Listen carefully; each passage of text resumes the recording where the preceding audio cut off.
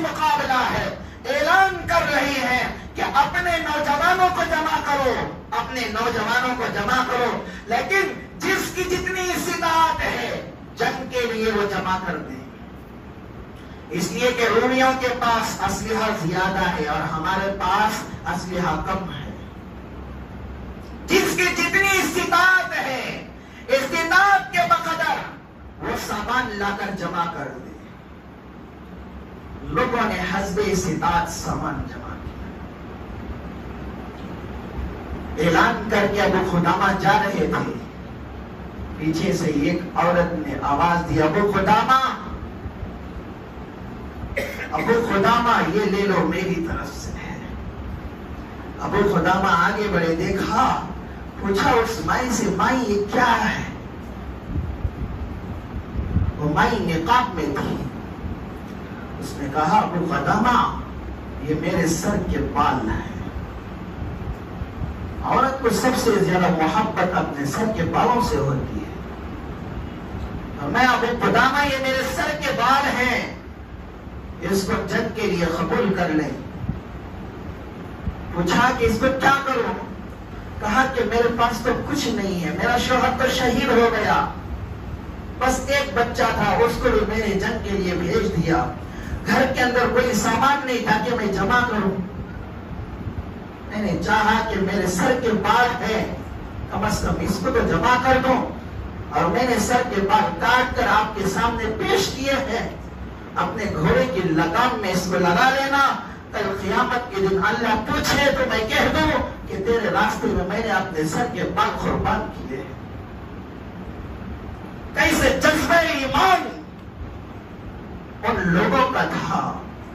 ایسی امت کی ماں کے اندر جب ایسا جذبہ ہو، اس امت کو کوئی شکست دے سکتا ہے؟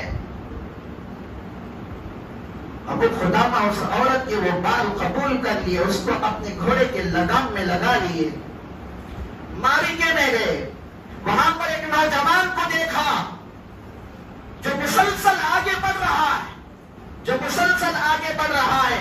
ابو خدامہ نے کہا کہ نوجوان تھوڑا پیچھے تو آؤ۔ وہ نوجوان مڑ کر دیکھا اور مسکرا کر کہنے لگا، حضرت قرآن تو یہ کہتا ہے کہ جنگ کے میدان میں پیٹھ نہ پھیرو، اور آپ کہتے ہیں کہ پیچھے ہٹو۔ ابو خدامہ کہتے ہیں کہ میں اس کا یہ جواب سن کر میں خاموش ہو گیا،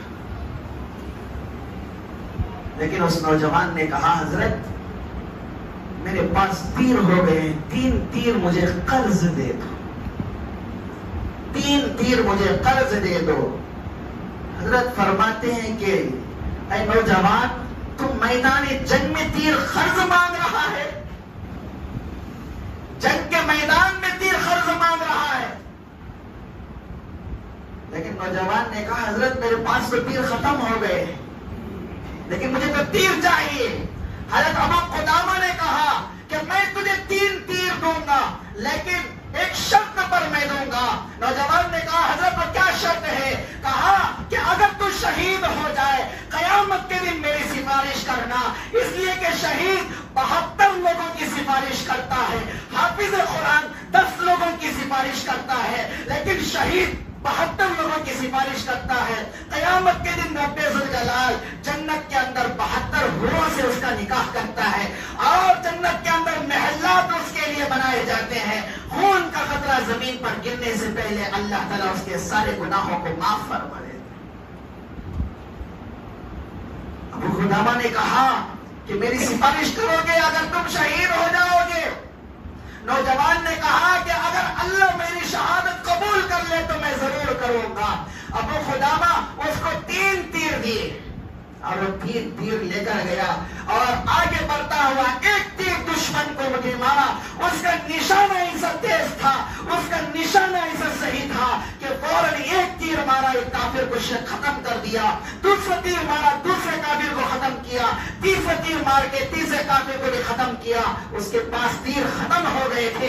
ابو خدامہ فرماتے ہیں اس نوجوان کی طرح ایک دشمن آگے بڑھا، اس نے تیر برسایا، ایک تیر اس کی پیشانی پر لگی، دوسری تیر اس کی کن پٹی پر لگی، تیسری تیر اس کی گردن پر لگی۔ وہ جوان نیچے گر گیا، اس کی آخری سانسیں چل رہی رہی تھی. ابو خدامہ نے کہا ہم نے ان کافروں کا مقابلہ کیا, کئی لوگوں کو ہم نے ختم کیا, لیکن بقیہ لوگ تو بھاگ گئے. فوری طور پر اس نوجوان کے پاس میں جا کر اس سے سلام کرتا ہوں, اس سے کہتا ہوں کہ بیٹا میں نے کہا تھا ایک شرط, میری سفارش کر دو گے نا, میری سفارش کر دو گے نا اللہ کے سامنے. وہ نوجوان وہاں پر بھی کہتا ہے کہ چچا جان اگر اللہ میری شہادت قبول کر لے تو میں ضرور سفارش کروں گا. نیک کام کرے لیکن نیک کام کی قبولیت کے لیے بھی کوشش کیا کرے. ہم تو نیک کام کرتے ہیں لیکن دکھاوا ہوتا ہے, نیک کام کرتے ہیں ریاکاری ہوتی ہے, نیک کام کرتے ہیں خلوص نہیں ہوتا, نیک کام کرتے للہیت نہیں ہوتی, نیک کام کرتے اخلاص نہیں ہوتی. لیکن پھر بھی ہم نیک کام کر کے گھمنڈ کرتے ہیں, نیک کام کر کے ہم اتراتے ہیں. لیکن وہ نوجوان کہتا ہے آخری سانسیں ہیں پھر بھی کہتا ہے کہ ابو خدامہ اگر اللہ میری شہادت قبول کر لے, اللہ کی ہاں میری شہادت قبول ہو گئی تو انشاءاللہ آپ کی سفارش کروں گا.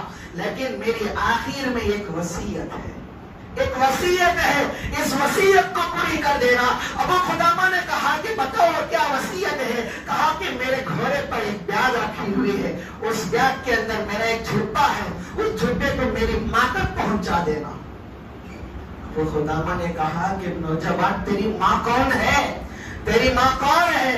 نوجوان کہنے لگا اے ابو خدا میری ماں وہی ہے جس نے اپنے سر کے بال کاٹ کے تیرے حوالے کیے تھے. اس ماں کو میرے بیاگ کے اندر جو کرتا ہے وہ واپس کر دینا, میرا آخری سلام پیش کر دینا اور کہہ دینا کہ تمہارا بیٹا شہادت کا مقام حاصل کر لیا ہے, تمہارا بیٹا شہید ہو گیا ہے. یہ کہہ کر اس کی سانسیں ختم ہو جاتی ہیں, وہ شہید ہو جاتا ہے. ابو خدامہ کہتے ہیں کہ ہم نے اس کے لیے قبر تیار کی, دفنانے کے لیے اس کی میت کو اندر رکھا. اس کی قبر کو جب ہم نے ڈھانک دیا تھوڑی دیر کے بعد ہم نے کیا دیکھا کہ اس کی ناک زمین کے اوپر آ کر گئی. ابو خدامہ کہتے ہیں کہ پھر ہم نے دفنانے کی کوشش کی, تھوڑی دیر کے بعد اس کی ناش پھر قبر سے باہر آ گئی. ہم حیران ہو گئے, یہ زمین تو بڑے سے بڑے گنہگار کو بھی اپنے اندر قبول کر لیتی ہے, یہ تو اللہ کے راستے میں شہید ہوا ہے, اس کو قبول کیوں نہیں کر رہی ہے؟ اصل کیا ماجرا ہے؟ ایک ایک سوچ رہے تھے. غیب سے ایک نگاہ آتی ہے کہ ابو خدامہ اس نوجوان کو مجبور نہ کرو, اس نوجوان کو تنگ نہ کرو, یہ ہمارا ولی ہے, یہ ہمارا ولی, اس کو تنگ نہ کرو. یہ ندا آتی ہے, تھوڑی دیر کے بعد سفید پرندے آتے ہیں, اس نوجوان کے گوشت کو نوچ کر کھا لیتے ہیں, وہ غائب ہو جاتے ہیں. ابو خدامہ نے کہا پھر ہم نے اس ناش کو زمین کے اندر دفن کر دیا, گھر واپس آئے. یہ کیفیت ہمیں ستا رہی تھی, یہ ماجرا ہمیں ستا رہا تھا. یہ کیا ماجرا ہے؟ ایک شہید ہے, اس کے ساتھ یہ کیسا سلوک ہوا ہے؟ ہمیں یہ بات ستا رہی تھی. جب ہم اس کے گھر گئے, دروازے پر دستک دی, دروازہ کھلا, اس نوجوان کی چھوٹی سی بہن دروازے پر آ کر دیکھتی ہے اور دل کے اندر کہتی ہے کہ ابو خدامہ تو آ گئے, بھائی نہیں آیا. شاید بھائی شہید ہو چکا ہوگا, پہلے ابا شہید ہو گئے, اب بھائی بھی شہید ہو گیا. دوڑتی ہوئی ماں کے پاس جاتی ہے, کہتی ہے کہ امی جان ابو خدامہ تو آ گئے لیکن بھائی نہیں آیا, ہمارا بھائی شاید شہید ہو گیا ہے. ماں دوڑتی ہوئی ابو خدامہ کے پاس آتی ہے اور کہتی ہے کہ ابو خدامہ تعزیت کرنے آئے ہو یا خوشخبری دینے آئے ہو؟ تعزیت کرنے آئے ہو یا خوشخبری دینے آئے ہو؟ ابو خدامہ نے کہا ماں جی آپ کی بات تو میں سمجھ نہیں پایا, کیا کہنا چاہتی ہو؟ فرمایا کہ اگر میرا بیٹا انتقال ہو گیا ہے تعزیت کر لو, اگر میرا بیٹا شہید ہو گیا ہے خوشخبری مجھے سنا دو. وہ مائیں جن کو اللہ رب العزت نے ایک جذبہ عطا فرمایا, ان کا ایمان اتنا مضبوط تھا, جذبہ شہادت ایسے تھی کہ میرے بچے اللہ کی راہ میں جا کر شہید ہو جائے, قیامت کے دن میں شہیدوں کی ماں کہلاؤں. اور آج تو ہمارا حال یہ کہ ہم اپنے بچوں کو دیندار نہیں بناتے, کم از کم قیامت کے دن دیندار اولاد کے ماں باپ کہلا سکے. لیکن ماں نے کہا کہ کیا ابو خدامہ بتاؤ تم نے تعزیت کرنے کے لیے آئے ہو یا خوشخبری دینے کے لیے آئے ہو؟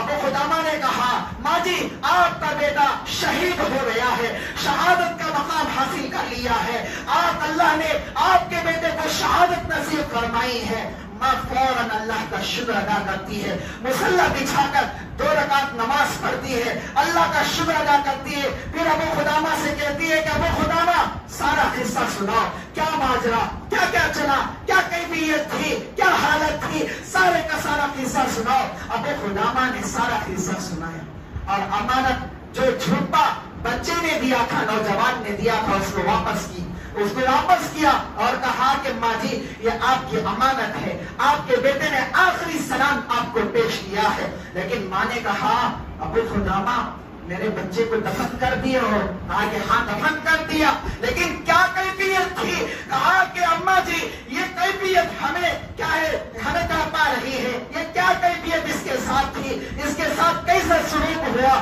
یہ ماجرا کیا ماجرا ہے؟ لیکن فرمایا کہ کیا ہوا؟ انہوں نے کہا کہ ہم نے دفن کیا لیکن لاش باہر آ گئی، ہم نے پھر دفن کیا پھر لاش باہر آ گئی، اس کے جسم کو پرندوں نے نوچ کر اس کے جسم کے گوشت کو کھا لیا ہے۔ ماں چیخ کر کہتی ہے کہ اے اللہ تیرا شکر ہے تو نے میرے بچے کو شہادت کا مقام بھی عطا کیا، میرے بچے کی دعا بھی قبول کی۔ ابو قدامہ میرا بچہ روزانہ تہجد میں نماز پڑھ کر اللہ سے یہ دعا کرتا تھا، اے اللہ قیامت کے دن مجھے پرندوں کے پیٹوں سے مجھے پیدا فرمانا، پرندوں کے پیٹوں سے مجھے پیدا فرمانا۔ یہ میرے بچے کی دعا تھی، اللہ نے میرے بچے کو دعا بھی قبول فرما لی، میرے بچے کو شہادت کا مقام بھی عطا فرمایا۔ میرے بھائیو، جس امت کی ماں کا ایسا جذبہ ہو، جس امت کی ماں کا ایسا ایمان ہو، بتاؤ بھلا کوئی اس امت کے ایسے لوگوں کو شکست